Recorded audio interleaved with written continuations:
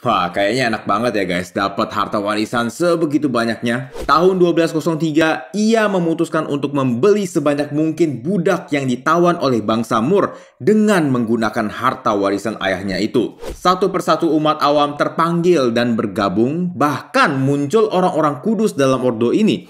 Itu kan dia dapat harta warisan. Ya emang banyak, tapi emang nggak bisa habis ya sampai berpuluh-puluh tahun. Apa jangan-jangan dia main judi?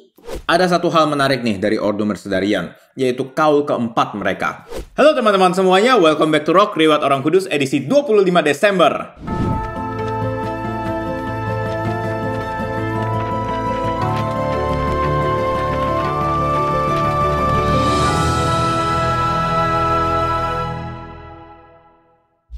Selamat Natal untuk kita semua, semoga damai Natal selalu beserta kita. Oke, hari ini kita akan membahas riwayat dari Santo Petrus Nolasco, pendiri Ordo Mercedarian. Sebelum kita mulai, silakan share dulu video ini supaya semakin banyak orang dapat hidup kudus lewat teladan para santo santa. Oke, tanpa berlama-lama lagi, mari kita mulai! Cerita berawal di Made Santo Puele, Prancis. Lahirlah seorang bayi laki-laki bernama Petrus Nolasco tahun 1189. Beberapa sumber juga ada yang mengatakan tahun 1182. Ayahnya adalah seorang bangsawan dan pedagang yang kaya raya dan memiliki sebuah perkebunan yang besar, sehingga Petrus hidup sangat berkecukupan.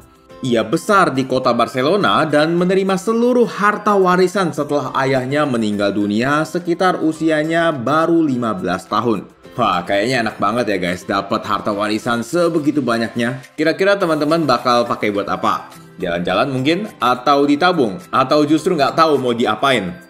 Nah, pada waktu itu, bangsa Moor yang mayoritas muslim sudah menguasai sebagian besar semenanjung Iberia yang meliputi negara Spanyol dan Portugis. Mereka masih menerapkan sistem perbudakan dan kebanyakan budak adalah orang-orang Kristen yang ditahan dan dianiaya karena menolak untuk murtad. Melihat hal ini, Petrus merasa tergerak untuk menyelamatkan para budak guys. Tahun 1203, ia memutuskan untuk membeli sebanyak mungkin budak yang ditawan oleh bangsa Moor dengan menggunakan harta warisan ayahnya itu. Lah, gak ada bedanya dong dia sama orang-orang Moor. Kan sama aja kayak jual beli budak. Loh, justru beliau membeli budak-budak ini bukan untuk dipakai, melainkan untuk dibebaskan. Terus kenapa harus membeli? Ya karena membeli adalah satu-satunya cara yang paling damai dan tidak menimbulkan konflik berkepanjangan. Selama kurang lebih 15 tahun melakukan transaksi pembelian budak, ia kemudian berinisiatif untuk mendirikan sebuah ordo religius yang memiliki tujuan utama untuk menebus para budak, terutama para budak Kristen.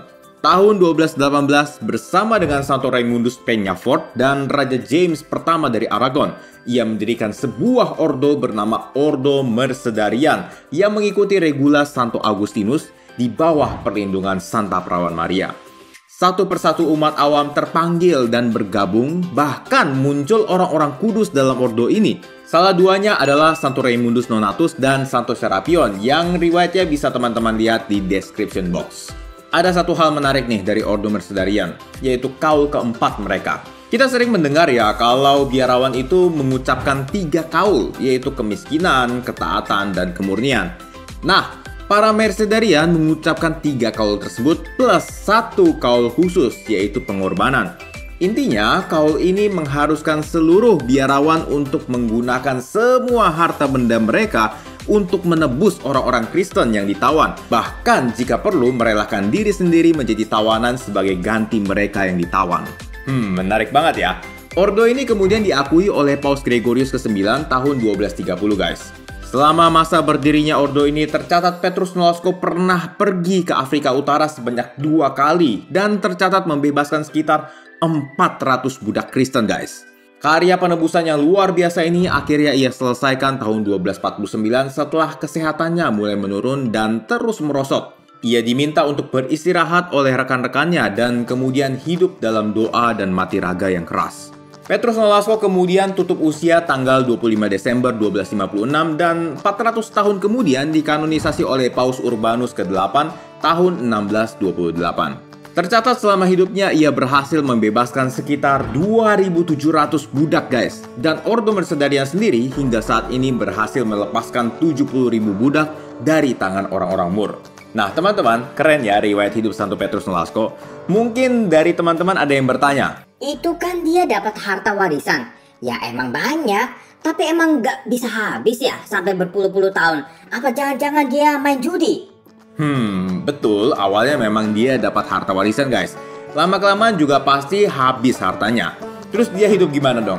Nah, ini yang menarik guys. Dia hidup dari belas kasihan orang-orang yang mendukung karya amalnya. 15 tahun pertama karyanya ia habiskan dalam karya independen. Artinya belum ada lembaga atau ordo yang kalau orang mau nyumbang itu gampang. Tapi toh dia masih bisa hidup dan terus membebaskan budak-budak Kristen dalam kurun waktu tersebut. Poinnya apa sih? Poinnya adalah ketika kita terpanggil untuk melakukan pelayanan, kita nggak perlu memikirkan uang atau materi-materi lain. Tuhan akan mencukupkan itu lewat sesama guys. Yang perlu kita pikirkan adalah bagaimana pelayanan kita bisa terfokus berjalan di track yang benar. Artinya pelayanan yang mengutamakan kasih dan pengorbanan diri kepada sesama, bukan terfokus pada kehormatan diri sendiri, ketenaran diri sendiri, ataupun kepentingan diri sendiri. Yesus sendiri sudah bersabda di Lukas 12 ayat 29, "Janganlah kamu mempersoalkan apa yang akan kamu makan atau apa yang akan kamu minum, dan janganlah cemas hatimu." Jadi teman-teman, yuk kita terjun ke dalam pelayanan tanpa perlu takut akan segala materi duniawi yang semuanya akan disediakan oleh Tuhan ke depannya. Oke guys, begitulah kisah hidup dari Santo Petrus Nolasco. Kalau teman-teman merasa video ini bermanfaat, teman-teman boleh like, subscribe, dan share untuk mendukung pengembangan channel ini. Terima kasih sudah menonton dan sampai jumpa di Rock edisi selanjutnya. Pamit, Re!